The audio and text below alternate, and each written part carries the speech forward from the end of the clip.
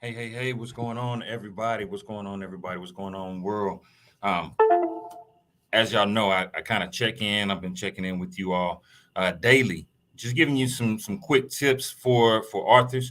In case you don't know, my name is Ray Destin Jr. I am the founder and CEO of BOBM Publishing LLC. We are a full service publishing house that helps authors with everything from start to finish with their book, the coaching, the marketing, the branding, editing, all of it. And you need an audiobook. We got audio engineers on deck. And so I'm just jumping in with you all in this live series to kind of give you some more tips to help you on your journey as a new author, because there's a lot of things that you may or may not know. And so we want to help you along this path so that you know that you're not walking this journey alone, and there is somebody who's traveled it before you that can help you uh, get get everything going. So today, if you saw in the comments or the title, this video is all about the power of your story. What most people don't understand as new authors or even as speakers is that your story has so much value because most people don't know who you are. By introducing yourself as a brand new author, by introducing yourself and sharing who you are, then you kind of build that momentum, so to speak, right? In the world of sales, and I got over 20 years of sales background. I've been selling on both sides of the law since I was 14, at least 14 years old. Everything from candy to phones to Amway, energy drinks, you name it. I've probably sold it and did a great job at it. And so, in the world of sales, there's an old saying. They say facts tell, but stories sell. Right? Keep that in mind. Facts tell, stories sell. So a lot of times when I ask new authors for their stories, they'll say, so I went to college, I got a degree, and I did such and such is. And it's like, that's so boring. Nobody wants to hear. That's just the facts. We all know you went to college. We all know that you did something amazing. But what you're leaving out is the meat of the story. The meat of the story, the transparent moment, is where people begin to fall in love with you. So, what I want you to do as a new author is think about those experiences that you've had, those life experiences that you've had. What is it that you've overcome? Because I'll say this, and I say this every time I go live. There is somebody coming behind you that does not know how to get out of the storm that they are in currently. There are people who are going through physical abuse as we speak. Unfortunately, that's the raw truth. There are people who are trying to get their degree and they're wondering, what did you do? How was it that you got this degree while working two jobs or three jobs? What was it that kept you motivated, that kept you pushing? They want to know, what was the things that you went through? And if you don't believe me, think of it this way. How many of your favorite musicians or favorite actors or favorite speakers or favorite fill in the blank would you follow if you knew more of their story? The ironic truth is, a lot of people, when they started doing the behind the scenes or behind the music, there were some artists who none of us had heard of or that were big in a different genre. But because we learned everything that they went through, um, for example, Pink. I'm not a big Pink fan, but when I saw her behind the music, behind the scenes, and I started understanding the things that she had overcome, I saw the abuse, I saw the triumphs. It made me fall in love with her story, and I was willing to go back and listen to her music because now that music had a message behind it. As an author, you want to share those things that you've overcome, because those things that you have overcome is what made you who you are. Not only did it make you who you are, but it also developed the character, the perseverance that you have. And it's the reason that you now push harder and fight harder for your dreams, right? Um, somebody I was working with the client yesterday, an author, and we were talking about it. Actually, it was 2 days ago, and we were working on her story, and she has a phenomenal story. She has a phenomenal story. I won't go into the details of it, but I shared. Sometimes our story is connected to others that we love, that we've been around. For me, my story is connected to my family. Um, little known fact: my sister's a two-time Olympic gold medalist, 23-time All-American, the most winningest NCAA athlete ever, and I stand on that. Right? Some people call it bragging. I just call it. I understand what she went through. I'm 9 years younger than my sister, so what I saw was the hard work, the hustle, the ethic, the nature, the perseverance, the grit that she had to go through. And even though my field of success was not sports, it could have been, but it wasn't. Right? 6'7", played basketball, sat on the edge of the bench. I can laugh at that now, but there were plenty of days in high school that I cried through it, and was made fun of for it. But it taught me something. It showed me that, guess what? I will never be in this position again. No matter if I got to build my own table, I'm not going to sit on the outskirts of yours.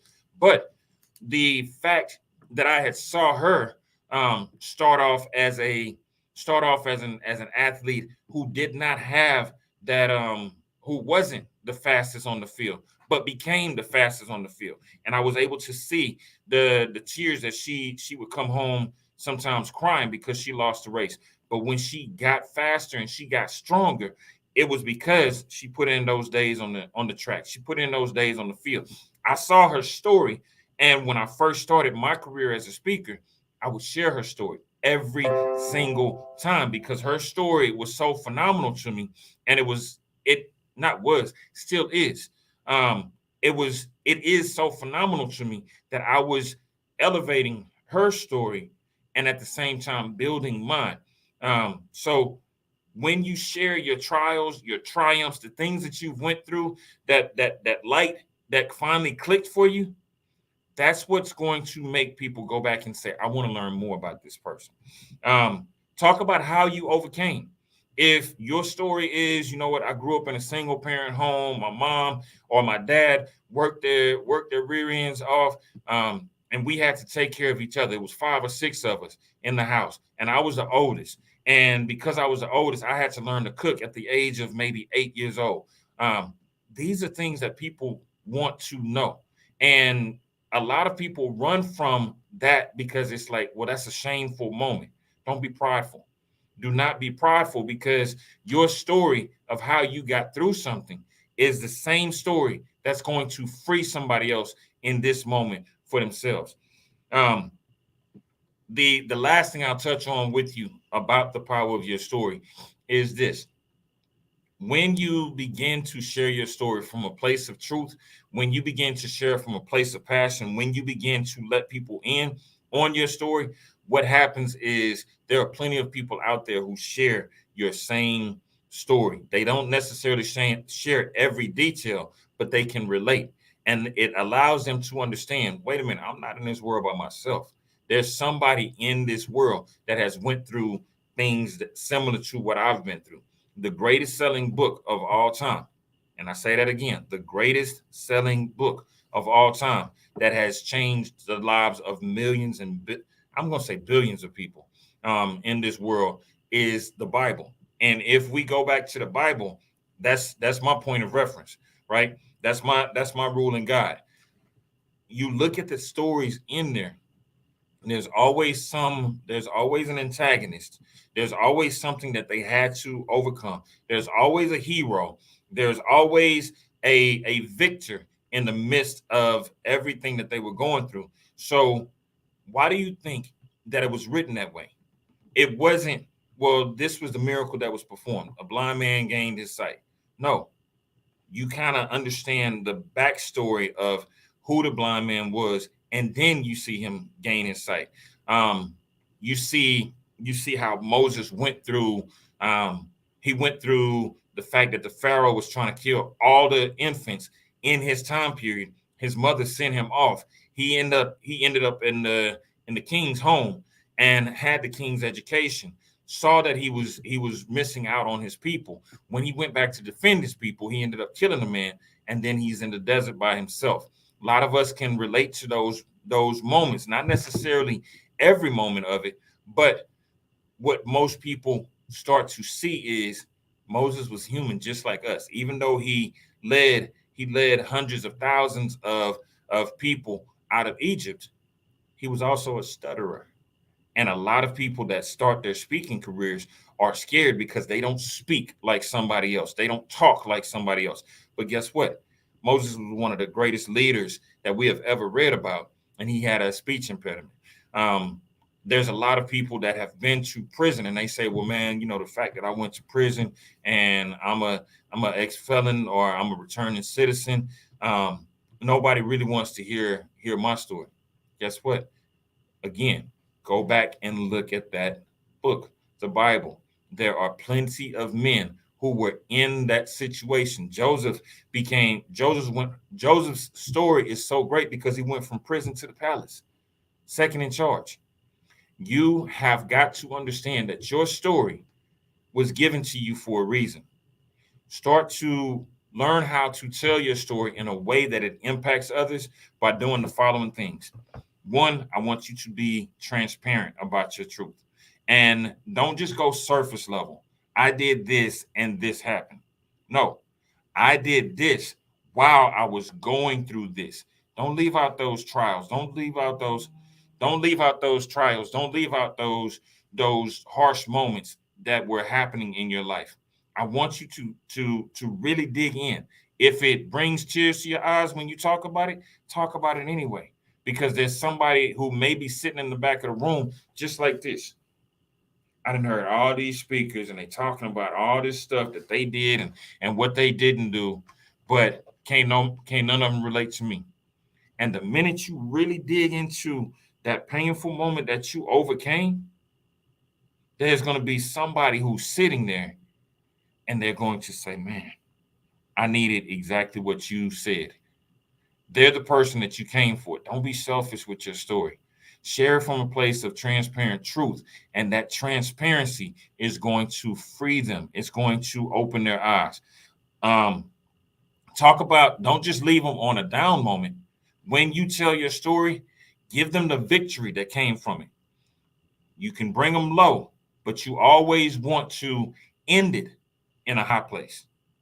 If your story was how you wanted to commit suicide, how you were in a state of deep depression, how you were fighting um, you were fighting harassment at your job. Guess what? We've all been there. I got plenty of stories about that one. But if you only talk about the bad things and you don't figure out how to end it on a high note with your healing, because they're coming to you and they're following your story because they're looking for a way to heal from their pain. They're looking for a way to heal from the things that they're going through. They're looking for the light at the end of that tunnel. And your story can be the light that shares or that helps to free someone else. So don't devalue your story. Start to share your story because, again, facts tell, stories sell. If you want to get your message out there to the right people, become relatable. Talk to them from a place of truth because there are plenty of people out here that are sharing similar information, but there's only one you that has your story. Again, hopefully this was helpful. If it was, man, do me a favor. Go ahead and hit that like and that heart button. Share it and let somebody else know that they have power in their story. They have power in their truth, and they could be the next bestseller. Love you guys, and I'll talk to y'all next time.